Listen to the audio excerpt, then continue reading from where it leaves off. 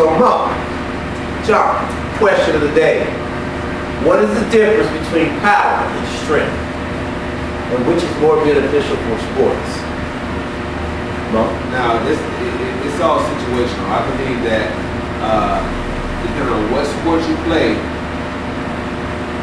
one will benefit you more. If you play football, you're going to need strength and you're going to need power. And then you got to break it down to subcategories like which position you play. If you play running back, you're going to need strength because when you're going through that hole and somebody's trying to tackle you, at any given moment, you're going to be wrapped up. So you're going to have to burst out of that. And that's being power hungry. So you need both power and strength for football. So what is strength though for football? Strength is when when a player that's 255 pounds and he's on your back, you might have to carry him. And as you're carrying him, you have to be strong enough to withhold that weight. I disagree. You disagree? I disagree. That's more power than strength? Power to me. Power is when you break loose from that. Strength is when I grab you and you're not able to move. I'm holding you. What power is a movement. From the running back. What about the bench press? Bench press is strength, right? Bench press That's is a movement though. It's a strict movement. Okay. I take a powerful guy over a strong guy any day. For example, in the early 2000s, late 90s, the Denver Broncos had the smallest line in pro football. They had 3 2,000-yard rushers because they were the ability for them to move and be powerful. They did that. I would agree to a certain extent. Those linemen, though they were smaller, they were also strong because essentially you talking about the rushing yards, but let's talk about when you had the quarterback, he had to make plays. He didn't always scramble, so those small guys had to still stand there and block. They're not moving so much. True. So they have to be strong. So you said that power is when you move, but what about when you're stationary?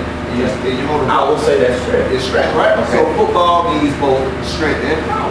Okay. But now the question was sports. Sports. So now we got football. I agree there's a little bit of strength in football, a lot of strength in football, a lot of power. But what about baseball, volleyball, soccer, all your other sports? I would say that these sports is mostly power. These other sports are mostly power. When you're in baseball, you want to hit that ball far, you have to have that power, you have to have that torque. So torque is in power. Torque is in power. Okay. Now what about everyday life, not just for an athlete? What would you rather be? Would you rather be powerful or strong? What activities are you performing on a day-to-day basis? That doesn't matter. You have the choice. Doesn't matter. The rest of your life. So to choose strength or power in the day-to-day activities, I would have to go with power. I would have to go with power. You would go with power. Power would be most beneficial as far as longevity goes. John? I'm going to go with power. Just from playing a sport and being an athlete, I think powerful is more beneficial. At the same time, like Will mentioned, if you got to lift something or put something in, which happens in everyday life, you're going to need to be strong. But I think powerful is going to get you further in the long run. Okay. So we agree?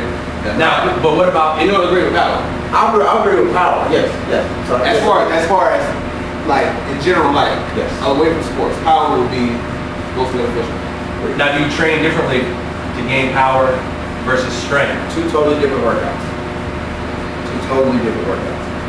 That brought up a good topic. When you're training, you want this player to be powerful, but you don't want to get away from strength. So when you train this athlete to have strength, but be powerful, so how would you do that? I always say power first, strength second. Power first, strength second. Yes. Because if I can get a load moving, which I consider power, then I can teach the strength to make that load move faster. But now, do you have to be strong to be powerful, or can you not be strong and be powerful? I believe the 2 go hand in hand. To a degree. This is my take on training strength versus power. I believe that because the 2 are interchangeable, I believe that you're training 2 different types of muscle fibers.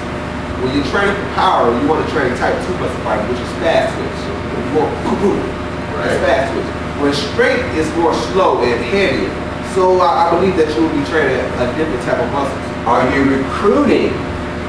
Is there such a thing? Now we're getting into the science part. Can you recruit a slow twitch muscle and make it a fast twitch muscle? Over time. You can make a slow twitch into a fast twitch with proper training. Now, can you take a fast twitch and make it slow? And once you do make it slower, if you can you make it faster?